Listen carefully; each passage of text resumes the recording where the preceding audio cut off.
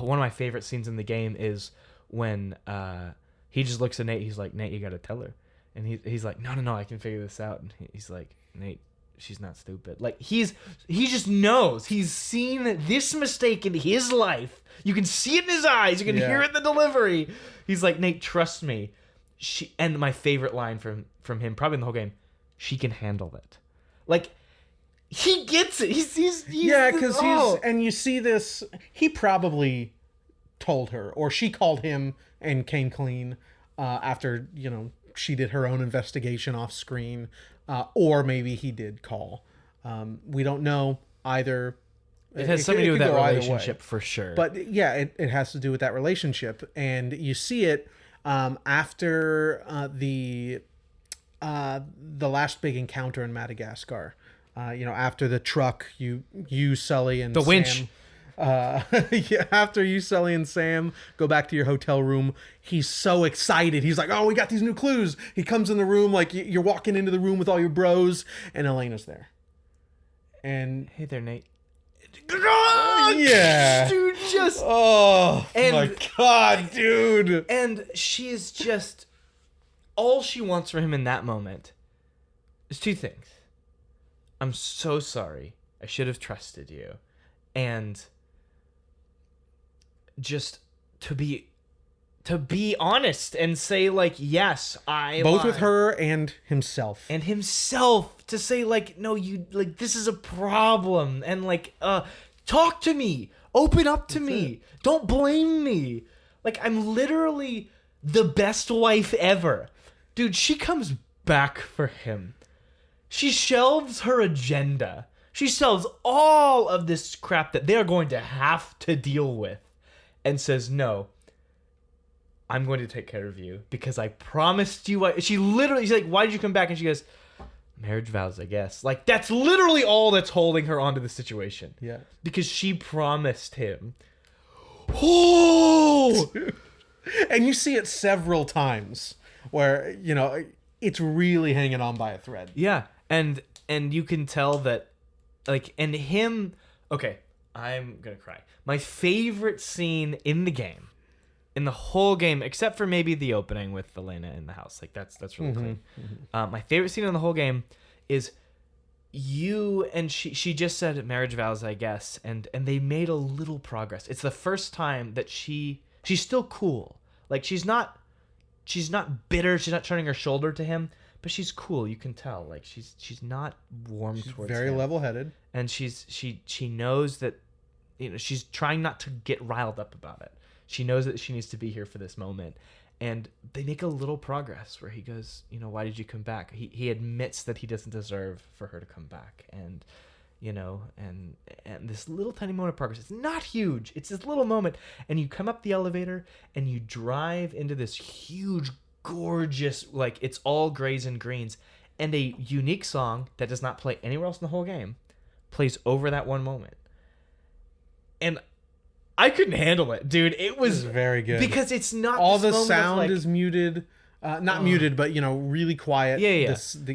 After she says what she says, you get in the car and it's just this song. Because it's not like this. And look, they were okay. It's not this song that's like, oh, look, everything's horrible. It's just this song of, like, I don't know, just life, like just being alive and being in a marriage. Like, I don't know. There's something beautiful and heavy in it. Mm-hmm. That I want to cry. I'm so close to crying right now. It's really solid, man. I'm pulling it up right now. Let's see. I forgot to do it before the cast. This moment, and really, so this moment you're talking about, and this whole relationship, as depicted in Uncharted 4, until the very end. It's a very, very good ending. Oh, I love which I look forward to talking about. Reminded me of a song that so in high school, I really enjoyed making mixtapes. I'd put them on CD, of course. I'm not a savage. But I enjoyed making mixtapes for friends and certainly for Katie. Katie and I are high school sweethearts, been together for 12 years or so. And I haven't made one in a very long time. And I was reading, what was I reading? The Bondage of the Will. I did never finish that one. I It's a hard one don't to read finish. very, yeah, it is very hard. The first like third of the book is opening the refutation with chapters upon chapters of here's a concept that you said in your thing. I'm going to set up what I'm going to say to refute it. Yeah. For a third of the book. It's a rough one to get through. But anyway, so in that, Martin Luther is talking about what our concept of will is like. And he compares ours to God's will, which we can't really comprehend. We can do our best, but we're still going to come up short.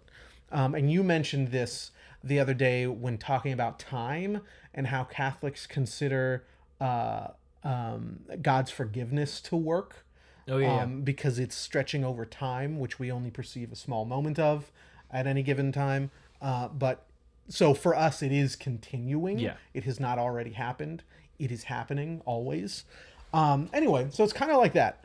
We as humans might will to build a house. I love wherever this is going. I think that's the example he uses, or maybe I just came up with it. But we may will to build a house, and once the house is built, we no longer will to build a house. It's there. Sure, we might clean it and stuff, maintain it as we do a house, but the will to build the house is complete.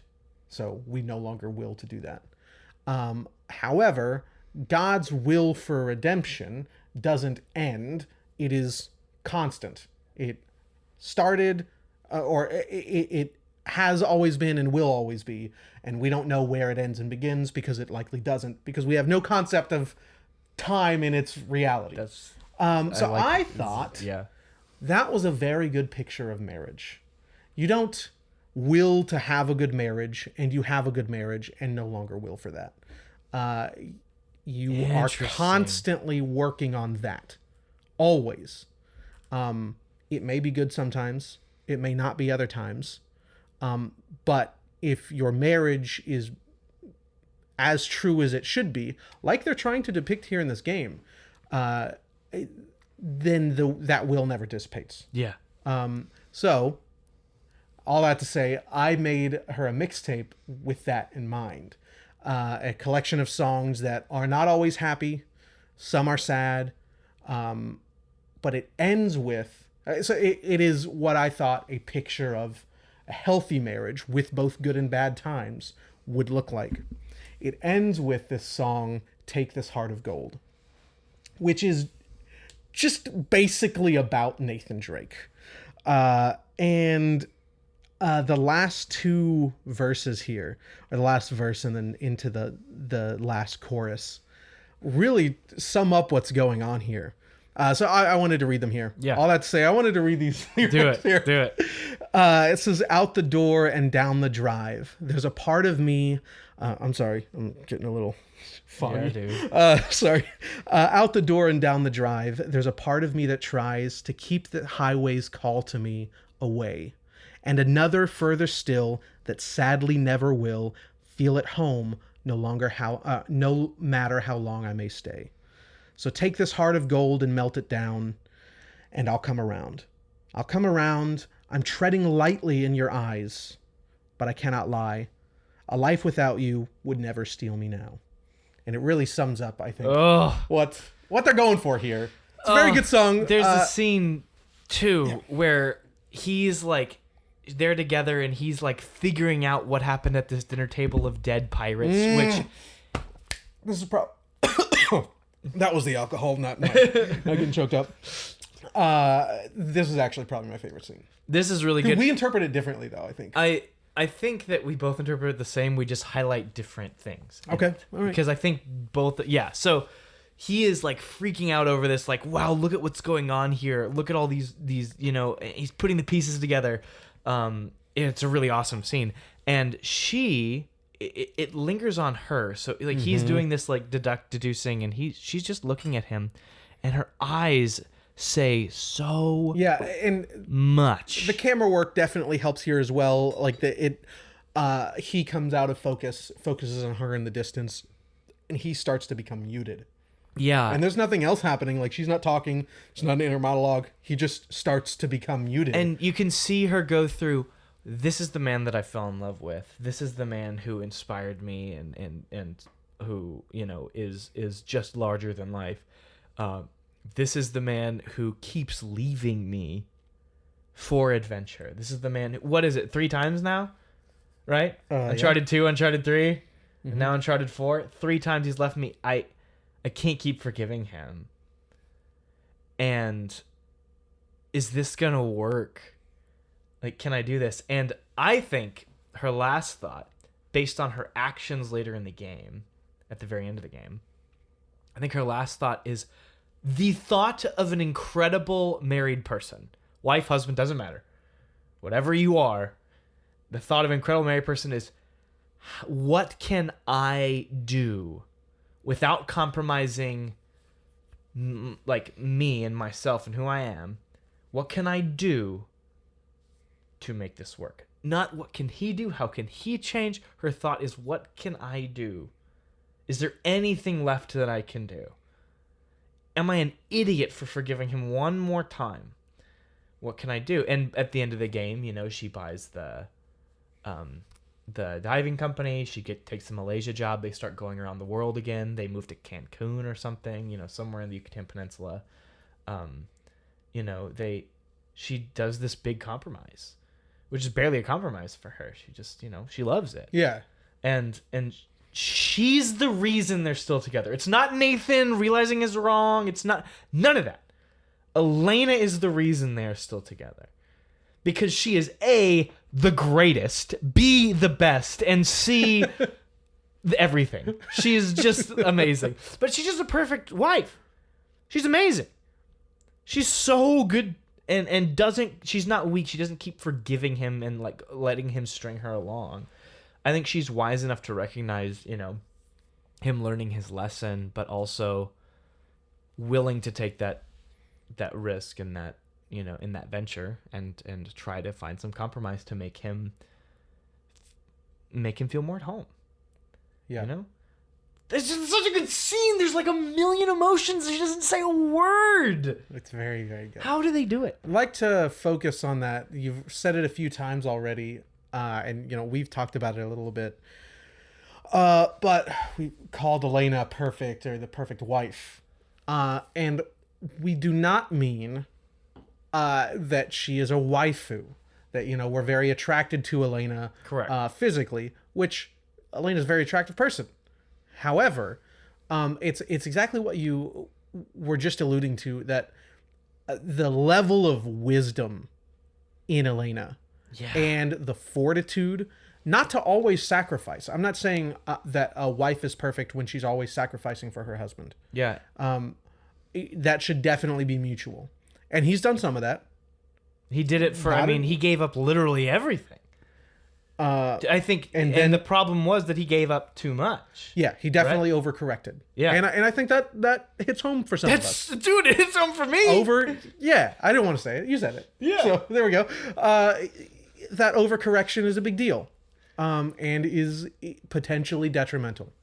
But recognizing that and having the wisdom and the fortitude to be able to weather that, and then to make the decision best for the marriage. Yes, it's very good. Ooh, yeah, very she's good, awesome. Man. Yeah, she's so cool. I wanted to really quick reverse and touch on just something I thought of. You talked about God's will.